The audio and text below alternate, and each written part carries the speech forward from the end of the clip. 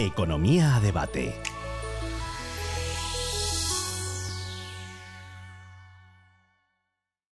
Hola, buenos días, bienvenidos en Economía a Debate. Hoy hablaremos de energía y hablaremos de la estrategia europea sobre la energía y la relativa estrategia española para cumplir con los planes europeos. Y hoy tengo aquí conmigo a Vicente López Ibor. Buenos días, Vicente. Buenos días, Josep, encantado de tenerte aquí. Vicente es el presidente de las asociaciones europeas y españolas del derecho de la energía. Bueno, entonces tú eres la persona ideal para poder afrontar y abordar este tema, Vicente, que es un tema muy complejo por varios motivos. Lo último, esto de la invasión de Rusia a Ucrania y todo lo que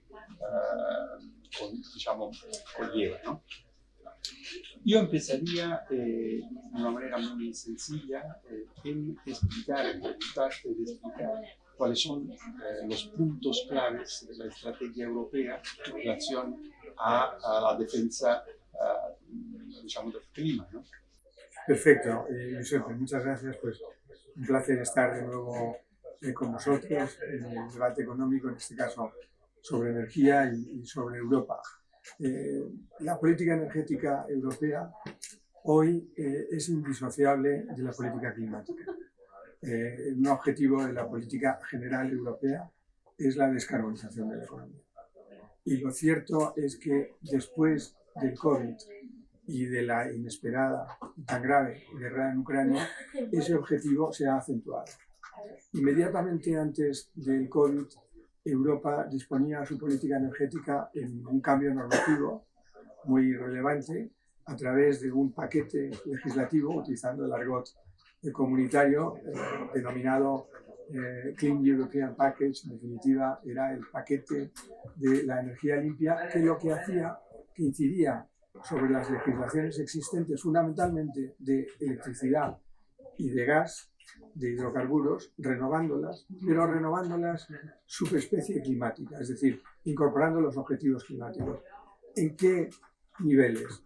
Básicamente en tres: el fomento y mayor penetración de las energías renovables en el consumo final bruto de la energía, mayor presencia de la eficiencia energética en todos los procesos y sistemas, desde la edificación a la movilidad y otros, y por supuesto, tanto en el sector público, importantísimo por su carácter ejemplarizante que lo debe tener en el sector privado, y por otro lado, naturalmente, una reducción de las emisiones dentro del marco general de los acuerdos de París en lo que concierne a la política europea. Con ocasión de la guerra de Ucrania y naturalmente antes de la salida de la pandemia del COVID, Europa lo que hizo es acentuar y todavía profundizar más en esos criterios, ampliándolos en sus ambiciones. Y entonces se dictó un nuevo paquete legislativo, una nueva reforma que se llama Fit for 55, que objetivo es llegar a una reducción de emisiones del 55%. Todavía eso no se ha consolidado, pero básicamente ha habido unas medidas muy recientes en este mismo mes de marzo, el mes pasado, pero todavía no se ha consolidado, pero eso producirá un aumento en términos de porcentaje en la ambición de descarbonización. Podemos, en conclusión, decir que hoy la política energética europea es una política de energía, por supuesto, más todavía con ocasión de la situación provocada por la guerra de Ucrania, y de clima y de descarbonización, y que el mercado interior de la energía hoy es un mercado interior, al menos normativamente, de energía y de clima. Te dejo un pequeño detalle que puede parecer técnico, pero a mi juicio no lo es. Un reglamento europeo, que no es como un reglamento nacional, no es un decreto, es una ley europea sobre gobernanza, el subtítulo es Ley Europea de Cambio Climático. Y ese subtítulo se traslada a los planes nacionales de energía y clima, que son, en cierto modo, un equivalente reformado de lo que eran antiguamente los planes nacionales de energía, por un lado, y luego planes nacionales industriales o de otros ámbitos subsectoriales que se iban desarrollando. Hoy hay un plan integrado de energía y clima, que no es un plan específicamente de España, sino que ocurre igual en Italia, en Francia, en Eslovenia, etcétera. Es un plan y es una expresión de la potencia europea en esta materia. Europa, en materia de política energética y política climática, desde el Tratado de Lisboa, podríamos decir, se ha convertido en una región prescriptora a nivel mundial del tipo de políticas que debemos ir llevando a cabo. Y además no cabe duda que respecto a países como China o como India, el mismo Estados Unidos, decimos que Europa tiene en ese sentido un primado, ¿no? Claro, en ese ámbito Europa es una potencia normativa. Y entonces Europa construye con esa facultad que tiene la Unión Europea de buscar elementos de integración. A veces no es posible el consenso, incluso no deseable, pero sí el acuerdo. Y entonces armar cuadros en el que intervienen todas las instituciones. Yo creo que un acierto enorme en la construcción comunitaria y de Jean Monnet, el que debemos siempre recordarnos, era el proponer que hubiera una institución, que era esa gran institución original de Europa, la Comisión Europea, que él fue el primero en presidirla, al ser el presidente de la alta autoridad de CECA en el año 1952, y que tuviera el monopolio de la iniciativa, de la propuesta. Entonces la Comisión, un híbrido entre Ejecutivo y Administración Pública, pero que dirige la Administración Pública, propone a las instituciones, al Parlamento y al Consejo de Ministros, a quien representa al pueblo europeo y quien representa a los Estados, y de esta manera lanza el proceso legislativo. Eso hace que el movimiento europeo, contra lo que muchas veces se dice, tiene una enorme agilidad en su presentación, teniendo en cuenta que somos ya ni más ni menos que 27 estados y además con diferentes componentes. Exactamente. Te quería preguntar relativamente siempre al plan europeo, ¿no? Últimamente se ha votado sobre la taxonomía europea, es decir, cuáles son las fuentes que pueden entrar en el plan de conversión de la energía, de la transición energética para una reducción del CO2, ¿no? Entonces, me parece que estaban dudas sobre el nuclear y algo ha pasado. Entonces, ¿cuáles son las fuentes energéticas que hacen parte del plan? Perfecto. Mira, Giuseppe, el tema de fondo de la taxonomía, que en el fondo, que en realidad es un sistema de clasificación y de calificación de inversiones sostenibles, como señalas, deriva del propio núcleo conductor de la transición energética. La transición energética es una transición, es un camino de tránsito entre un estadio a otro, que es pasar de una presencia muy importante en el mix energético de combustibles fósiles a una presencia cada vez más atenuada y, a ser posible, a una no presencia, es decir, una desaparición de los combustibles fósiles en el conjunto del mix. Ese es el propósito. Entonces, la taxonomía responde a esa necesidad y tiene que conjugar la estructura de aprovisionamiento de fuentes que tenemos en estos momentos con el deseable camino hacia esa neutralidad climática que en Europa y en otras regiones, pero especialmente en Europa, se pretende alcanzar en el 2050. ¿Cuáles son las energías de la transición? Y de ahí la posibilidad de plantear esta clasificación de inversiones sostenibles. Las dos grandes energías que acompañan a las energías renovables. La energía nuclear, de una parte, que recordemos que la energía nuclear arranca del año 1951 y 52 con la declaración en la Universidad de Harvard del presidente Eisenhower, en el que nace luego la Organización de Creación Internacional de Desarrollo Nuclear, y en el año 1957 el Tratado Euratom, que es el segundo tratado constitutivo de energía en Europa, un tratado fundacional. Bueno, pues la energía nuclear es una de esos cauces de transición energética acompañando a las energías renovables, y el otro es el gas natural. Ahora bien, lo importante de la taxonomía es que es un sistema dispuesto a lo largo de un tiempo tasado y con unas condiciones prefijadas.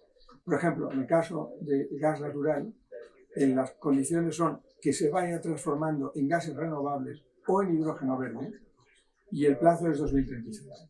Por consiguiente, ya hay una obligación de que efectivamente se podrá seguir explotando, desarrollando y poniendo en el mercado estos activos de generación, pero sabiendo que tienen que cumplir una obligación de descarbonización en su propio componente vertical y que deben desaparecer o dejar paso a gases renovables hidrógeno verde en este proceso. En el caso de la energía nuclear ocurre en cierto modo algo parecido, aunque tiene una complejidad acentuada por las características de la energía nuclear y de su generación, el componente de seguridad, el tema de naturalmente de los residuos y la propia complejidad y envergadura de las plantas nucleares.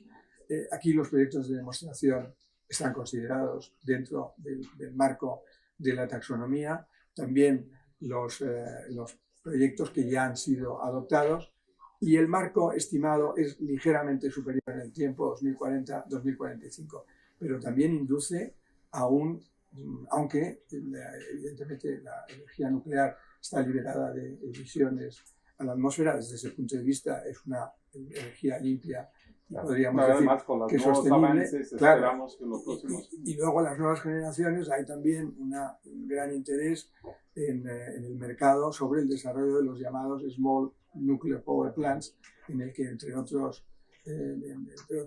temas que podríamos profundizar, en la propia República Francesa, que como sabemos siempre ha tenido una clara apuesta por la nuclear y ha anunciado que pondrá en marcha un programa específico para el desarrollo de estas pequeñas centrales. Otra cosa que yo creo es interesante que ha decidido Europa, aparte de eso de reducir la dependencia de otros países como Rusia, como todos los países un poco autocráticos que en el fondo tienen los recursos naturales, también ha decidido de crear una relación más estrecha entre los países europeos, es decir, una mayor viabilidad y interconexión dentro de Europa para compartir mejor energía, ¿no? Entonces, ¿en qué consiste esto? Imagino en infraestructuras, ¿y qué papel, luego venimos a España, qué papel tienen los países? Sí, muy importante. Europa es fuerte cuando está unido. Y la vocación de Europa y su propia legitimidad nace de la unidad, de la convergencia de intereses, de ser capaz de marcar políticas comunes.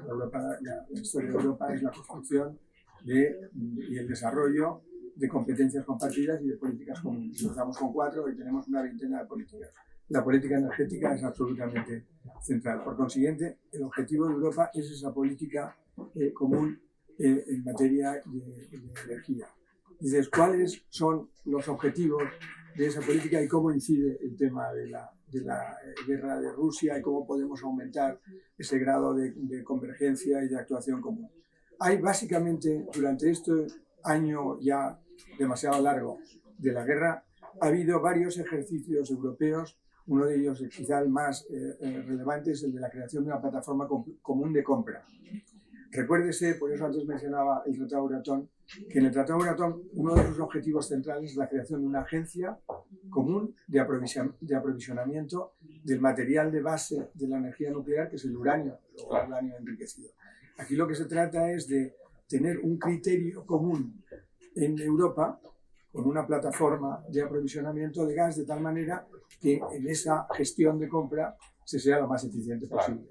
Teniendo en cuenta que se ha producido una situación inesperada a la que hay que dar respuesta con unos objetivos muy claros, tanto de almacenamiento, para que no suceda lo que sucedió con anterioridad por exceso de confianza, dejémoslo en esos términos, en las relaciones tan benévolos en las relaciones internacionales y los juicios geopolíticos con proveedores autocráticos, como antes señalabas, y de otro lado también en la actuación o en los mecanismos de información interpartes entre los estados y con relación fundamentalmente a los Estados Unidos. Hay también un grupo conjunto de energía entre la administración norteamericana y la Unión Europea que está siendo evidentemente muy importante, muy útil en estos momentos de especial dificultad. Tengamos en cuenta que durante este año Europa ha tenido que disminuir sus importaciones del orden de un 80-83% de gas a una enorme velocidad y al mismo tiempo saliendo al paso de enormes dificultades de precio por estrangulamiento de la oferta en unos porcentajes muy grandes. Europa, como sabes bien, importa el orden del 40% de gas de la Federación Rusa. Venimos a España. ¿Cuál es la situación actual de España? De una manera sintética.